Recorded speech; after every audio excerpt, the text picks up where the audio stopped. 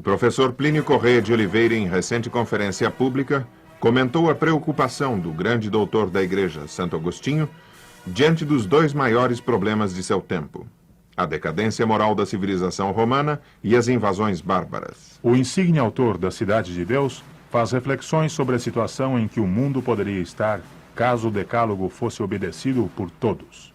A aplicação análoga poderia ser feita à civilização atual quanto à fidelidade aos 10 mandamentos, como a fórmula mais profunda para resolver a crise contemporânea.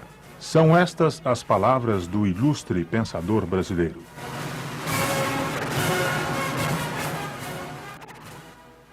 Santo Agostinho viveu numa época que não deixava de ter analogias impressionantes com a nossa.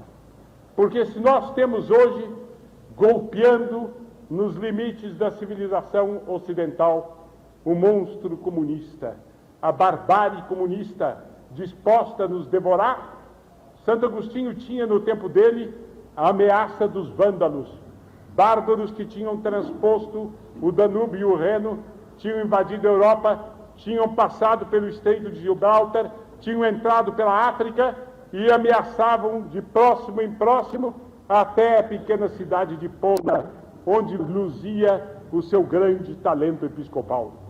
Santo Agostinho, diante desta ameaça de bárbaros de um lado e diante de outro espetáculo muito do século XX, uma civilização moralmente decadente e que cochilava intoxicada sobre as próprias riquezas em que ela se viciara, Santo Agostinho fazia esta pergunta: o que seria do mundo?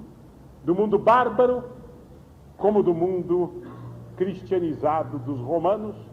O que seria de um e de outro mundo se todo mundo praticasse a lei de Deus? Se fossem católicos os reis e os súbditos. Católicos, mas como se deve ser católico? E não apenas da boca para fora. Católicos, os mestres e alunos. Católicos, os pais e os filhos. Católicos, os que dirigem as tropas. Católicos, os que pertencem às tropas, que são soldados das tropas. Católicos, os que cobram os impostos. Católicos, os que pagam os impostos. Católicos, os que possuem os bens. Católicos, os que cumprem o trabalho. O que seria de uma civilização assim? E ele dava esta resposta que é intuitiva para todos nós. Esta civilização se alçaria rapidamente à plenitude de seu apogeu. Tudo quanto, nas condições daquela época, se poderia esperar do gênero humano, isto o gênero humano daria. Razão fácil de compreender. Os 10 mandamentos, explica-nos São Tomás de Aquino, os 10 mandamentos são a própria lei natural. São revelados por Deus para confirmar os homens nas incertezas de seu engenho. Os 10 mandamentos são os pontos fundamentais de toda a ordem que deve existir no mundo. Se o mundo cumprir os 10 mandamentos, ele terá paz, terá uma prosperidade que não significará vício, mas significará glória, que encaminhará para a sabedoria e para a nobreza. Se o mundo abandonar esses 10 mandamentos, ele pode fazer tratados, pode construir instituições, ele pode jurar paz, ele pode descobrir elementos de união magníficos entre os homens, como são, por exemplo, as facilidades de comunicação. Ele pode fazer o que quiser, ele acabará se precipitando na voragem de todas as crises.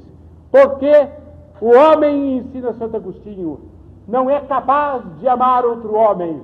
Ele só ama Deus ou só ama a si mesmo. E só é capaz de amar outro homem quando ele ama o outro homem por amor de Deus. Tirai o amor de Deus da terra, vós tereis tirado os mandamentos da terra. Tirai os mandamentos da terra e a velha e surrada expressão de Lucano se tornará verdadeira: homo homini lupus. O homem se transformará num lobo para outro homem. Não adianta falar nem de ONU ou nem de paz no mundo onde o homem é um lobo para outro homem. Porque a guerra A guerra é a condição natural do homem egoísta que se choca com outro homem egoísta. E as maiores civilizações, no ambiente do egoísmo e do neopaganismo, servirão, sobretudo, para engendrar as maiores guerras. E é por isso que nós entramos no ciclo trágico das guerras mundiais. A primeira, a segunda e o espectro da terceira que ronda diante de nós.